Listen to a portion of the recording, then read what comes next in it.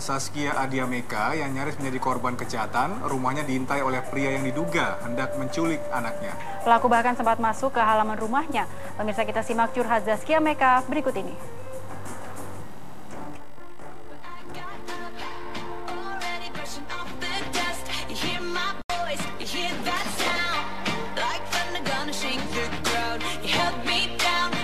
Kejahatan yang mengintai anak-anak tentunya menjadi salah satu hal yang paling menakutkan bagi orang tua. Begitu juga bagi artis Saskia Meka. Sayangnya, ibu dari 3 anak ini sempat punya pengalaman tak enak yang hampir saja menimpa anaknya. Seorang pria tak dikenal hampir saja masuk ke dalam rumah Saskia saat sang anak sedang bermain sendiri. Nah, satu hari tiba-tiba aku pulang ke rumah sekitar jam 3 sore. Hal yang paling tidak pernah kulakukan. Biasanya aku keluar rumah jam 10 pagi, baru balik paling cepat jam 6 gitu. Nggak tahu kenapa hari itu pengen sholat asar di rumah lah gitu kan. Pas pulang aku masukin mobil, tiba-tiba di dalam rumah ada laki-laki usianya sekitar 35 atau sampai 40 tahun. Ikut parkirin mobilku dari dalam rumah. Aku kan sempat bingung gitu kan. Terus ada mbakku juga, 2 orang di situ, cewek-cewek kan. Mbakku juga sambil parkirin, tapi aku lihat dia sambil kebingungan ngelihat laki-laki itu ada di situ.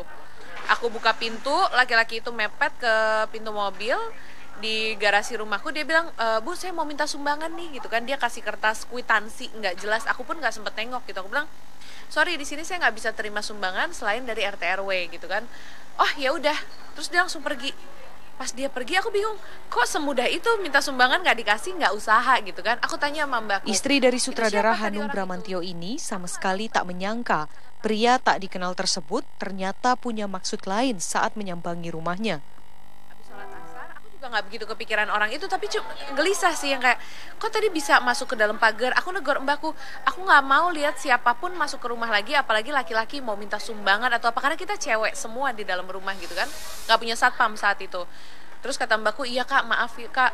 Terus tukang bangunan pas aku pergi lagi nyamperin, "Ibu, tadi mbaknya bohong loh." "Kenapa?" "Sebenarnya mbak itu nggak tahu bahwa ada laki-laki itu di dalam rumah." "Maksudnya?" "Iya, jadi saya udah liatin rumah ibu dari pas laki-laki itu masuk ke rumah, dia ngintip ke jendela samping. Dia masukin setengah badan, terus dia mundur lagi, dia nengok kanan kiri. Saya udah liatin bu, kalau sampai dia melakukan apa-apa, saya pasti akan turun bawa teman-teman saya," kata dia. Untung rumah depan ada tukang gitu kan. Terus aku nanya sama mbakku, "Tadi dia kira-kira ngeliat apa kayak kalau ngeliat jendela ini?" Ternyata anakku yang umur 2 tahun lagi main di bawah jendela sendirian. Mbakku yang satu di jemuran atas, mbakku yang satu nyetrika di kamar belakang. Jadi anakku main sendirian di bawah jendela di dalam rumah yang dia intip, dia masuk setengah badan itu. Trauma dengan kejadian ini membuat Saskia langsung memutuskan menggunakan jasa tenaga keamanan untuk menjaga rumahnya. Akhirnya aku sekarang sewa satpam, jadi di rumahku ada satpam. Langsung malam itu juga aku cari laki-laki yang siapapun mau satpam tetap atau enggak, yang penting lu di rumah gue dulu jagain gitu kan. Akhirnya langsung dapat malam itu, betul aja besoknya kata tukang bangunan, laki-laki itu balik lagi. Mungkin mau lihat situasi atau apa, balik lagi naik motor sama temennya, tapi mungkin udah ketutupan. Orang itu, laki-laki itu balik 2 kali ke rumahku setelah kejadian itu. Besoknya dan jeda 3 hari kemudian. Tapi alhamdulillah sih Allah masih ngelindungin. Saskia pun kini lebih ekstra ketat menjaga anak-anaknya, termasuk menerapkannya pada pengasuh anak kala perempuan berusia 29 tahun ini harus meninggalkan buah hatinya di rumah. Nggak usah terlalu sibuk mikirin rumah, aku nggak apa-apa, rumah kotor, rumah apa. Bahkan karena di dalam rumah sendiri pun bisa ada orang masuk, itu siang, jam 3 siang gitu. Jadi maksudnya aku nggak mau ada anakku itu lepas dari pengawasan orang dewasa. Jadi benar-benar kita harus full konsentrasi kalau ke anak-anak.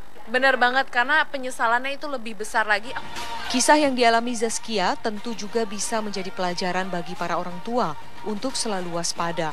Karena kejahatan pada anak bisa terjadi kapan saja, di mana saja, dan oleh siapa saja, termasuk oleh orang yang telah dikenal. Dari Jakarta, Tim Liputan CSI.